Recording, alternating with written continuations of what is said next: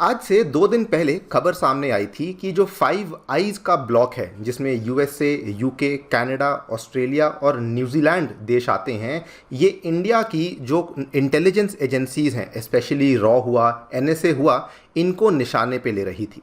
इन्होंने बल्कि अपने देश की मीडिया के थ्रू ये भी एक स्टेटमेंट जारी करवाया कि भारत की जो एनएसए है और जो भारत की आरएडब्ल्यू है, ये फॉरेन सॉइल पे जाकर के असैसिनेशंस को कंडक्ट कर रही है। इस पूरे मुद्दे को लेकर हमने एक वीडियो भी बनाई थी, अगर आपने इसको नहीं देखा है तो ज़रूर देखिए।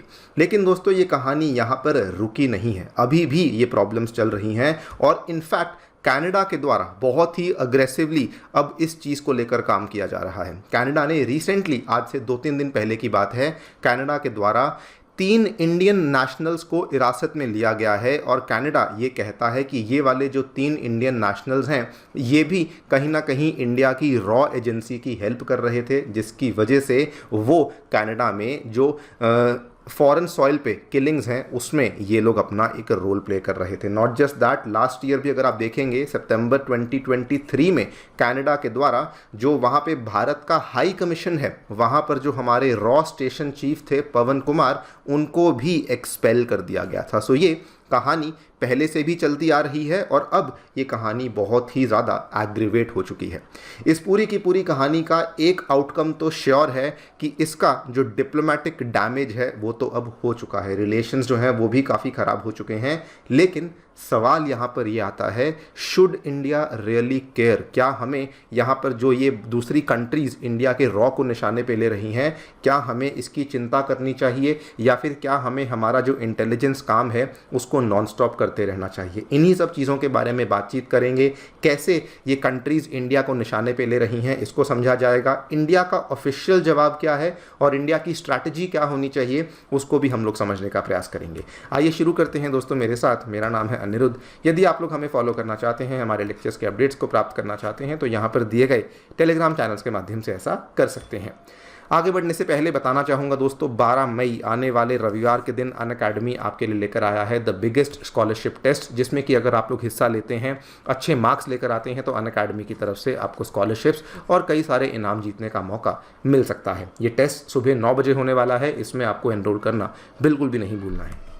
ऑल राइट, सो बेसिकली अगर हम लोग पूरी कहानी का निचोड़ निकालें तो एक नहीं, दो नहीं, बल्कि कुल मिला के 5 कंट्रीज़ हैं जो कि इंडिया को टारगेट कर रही हैं। USA, UK, Canada, Australia and 5वीं कंट्री यहाँ पर ऑब्वियसली पाकिस्तान भी इंडिया को निशाने पे ले रही है। और इन सभी कंट्रीज़ ने इस बार निशाने पे लिया है भारत की सबसे प्रीमियम इंटेलिजेंस एजेंसी आरएडब्ल्यू को, रिसर्च एंड एनालिसिस विंग को, ये कहते हुए कि ये एजेंसी फॉरेन सॉइल पे जाकर के जो काफ़ी सारी असैसिनेशंस को कैरी आउट करवा रही है। आप यहाँ पे देखते रहिए, सबसे पहले नाम आता है अमेरिका का। और सबसे चालाकी वाली चीज़ ये है कि अमेरिकन गवर्नमेंट खुद ये नहीं कर रही है, लेकिन अमेरिका का जाना माना newspaper, one of the largest newspaper of America, the Washington post, वहाँ पर एक रिपोर्ट सामने आती है जिस रिपोर्ट को बिना एविडेंस के पेश कर दिया जाता है। और रिपोर्ट में लिखा जाता है कि जो भारत के एनएसए हैं मिस्टर अजीत डोवाल और जो रॉ के पहले मुखी रह चुके हैं समंत गोयल, इन दोनों ने मिलकर के असैसिनेशन ऑपरेशन करवाया था, जो कि बल्कि असैसिनेशन ऑपरेशन इनका फेल हो गया था। इतना ही नहीं, इस रिपोर्ट में इन्होंने पहले जो रॉ में काम कर चुके एक अधिकारी हैं विक्रम यादव, इनका भी नाम यहाँ पर रिवील किया है।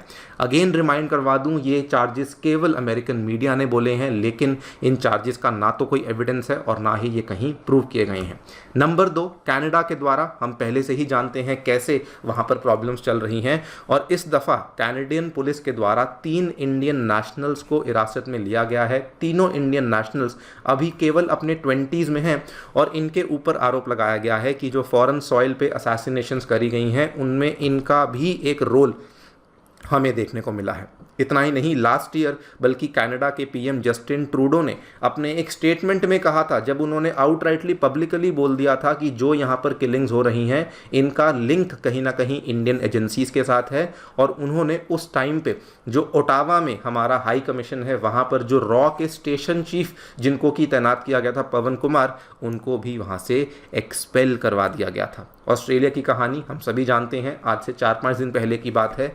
ऑस्ट्रेलिया ने दावा किया कि इंडिया से 2 ऐसे जासूस थे जो कि ऑस्ट्रेलिया की ट्रेड सीक्रेट्स को और डिफेंस प्रोजेक्ट्स की सीक्रेट्स को स्टील करने की कोशिश कर रहे थे, इसीलिए हमने उनको निकाल दिया था। एंड ऑब्वियसली पाकिस्तान तो आज से ही नहीं, काफ़ी लंबे टाइम से टारगेट कर रही है, लेकिन इस बार पाकिस्तान अपने प्रोपेगेंडा को यूके में जाकर के फैला रही है और वहाँ पर वो कह रही है, यूके में जाकर के उन्होंने कहा है कि इंडिया के द्वारा अवतार सिंह खंडा को मारने की कोशिश करी गई थी, जो कि अगेन एक खालिस्तानी सेपरेटिस्ट लीडर थे, और उनके ऊपर भी पाकिस्तान ये कहता है कि ये भी जो यहाँ पर असैसिनेशन हुई है, ये भी कहीं ना कहीं इसमें इंडिया का ही हमें रोल देखने को मिलता है।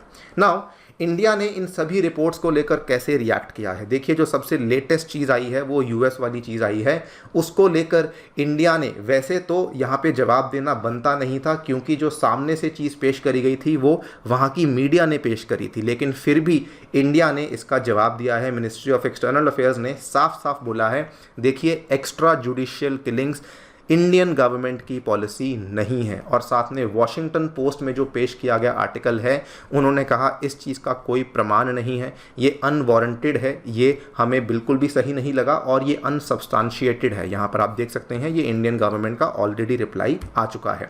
ऑस्ट्रेलिया को लेकर कोई भी रिप्लाई इंडिया ने नहीं किया जानबूझकर, बिकॉज वहाँ पर भी जो रिपोर्ट थी वो केवल ऑस्ट्रेलिया की मीडिया के द्वारा पेश करी गई थी, वहाँ पर भी ऑस्ट्रेलियाई गवर्नमेंट के द्वारा कोई रिपोर्ट पेश नहीं करी गई थी। लेकिन हाँ, इंडिया ने यूएसए, यूके, कनाडा तीनों के ऊपर सवाल उठाया है, ये कहते हुए कि देखिए आपके देशों में वोकल सेपरेटिस्ट लीडर्स हैं जो कि काम कर रहे हैं, लेकिन उसके बावजूद भी आप उनके खिलाफ एक्शन नहीं लेते हैं।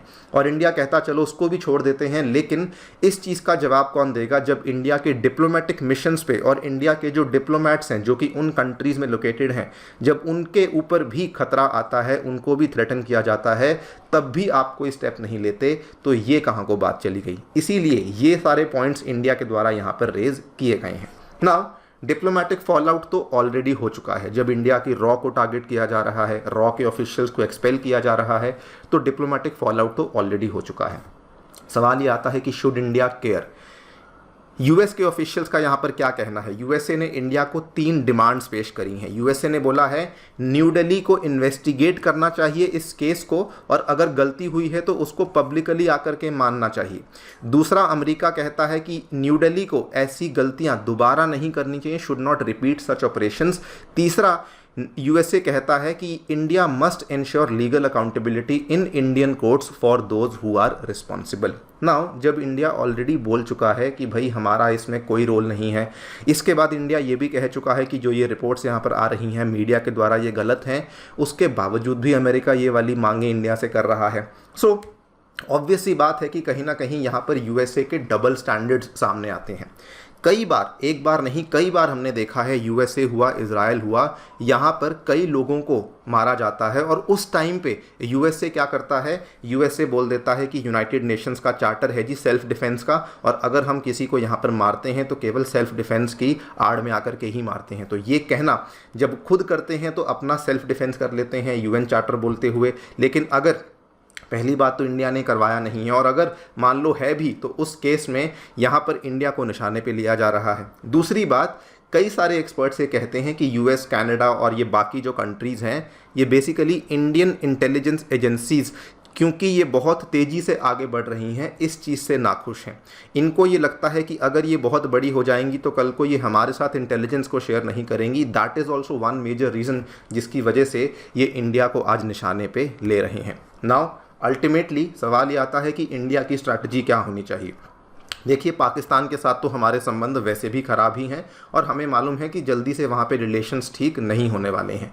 यूएस और यूके, कनाडा, ये सब देश कुछ भी करते रहें, लेकिन at the end of the day India को अपना काम करते रहना चाहिए। हमें हमारी इंटरनल सिक्योरिटी को कॉम्प्रोमाइज़ नहीं करना चाहिए, और अगर कोई सेपरेटिस्ट लीडर्स या सेपरेटिस्ट मूवमेंट हमारे खिलाफ चल रही है तो इंडिया ऑब्वियस सी बात है कि उसके खिलाफ काम करेगा ही करेगा। बिकॉज यहाँ पर बहुत सारे जो ये सेपरेटिस्ट मूवमेंट्स हैं, हम सभी जानते हैं कि इनको पाकिस्तान के द्वारा कहीं ना कहीं से इनको सपोर्ट किया जा ही रहा है। बाकी दोस्तों आप लोग क्या सोचते हैं डेफिनेटली बताएं हमें कमेंट सेक्शन में। It is a very very sensitive issue. जाने से पहले बताना चाहूँगा कि अनअकैडमी के लर्नर्स ने 2023 में भी बहुत ही शानदार परफॉर्मेंस दी है। टॉप 10 में 4 रैंकर्स अनअकैडमी के साथ जुड़े हुए थे। अगर आप भी हमारे साथ जुड़ करके अपनी तैयारी शुरू करना चाहते हैं तो नए बैचेस दोस्तों शुरू होने वाले हैं। नई दिल्ली के करोलबाग में, मुखर्जी नगर में, उत्तर प्रदेश के प्रयागराज में सेंटर्स ऑलरेडी लॉन्च हो चुके हैं। इन बैचेस में 2025 और 26 के फाउंडेशन बैचेस को अनाउंस कर दिया गया है, जिनके साथ साथ CSAT, essay writing, current affairs coverage, interaction educators सभी चीज़ें अवेलेबल करवाई जाती हैं। अगर आपको किसी प्रकार का डाउट या संदेह है तो नीचे डिस्क्रिप्शन बॉक्स में आपको एक लिंक दिया हुआ है, वहाँ पर जाकर के क्लिक कीजिए, अपनी जानकारी भरिए, जो भी आपकी डाउट्स हैं वहाँ पर भरिए। हमारी काउंसलिंग टीम आपको रीच आउट करेगी, आपकी डाउट्स को सॉल्व किया जाएगा। Thank you so much for listening. Stay tuned and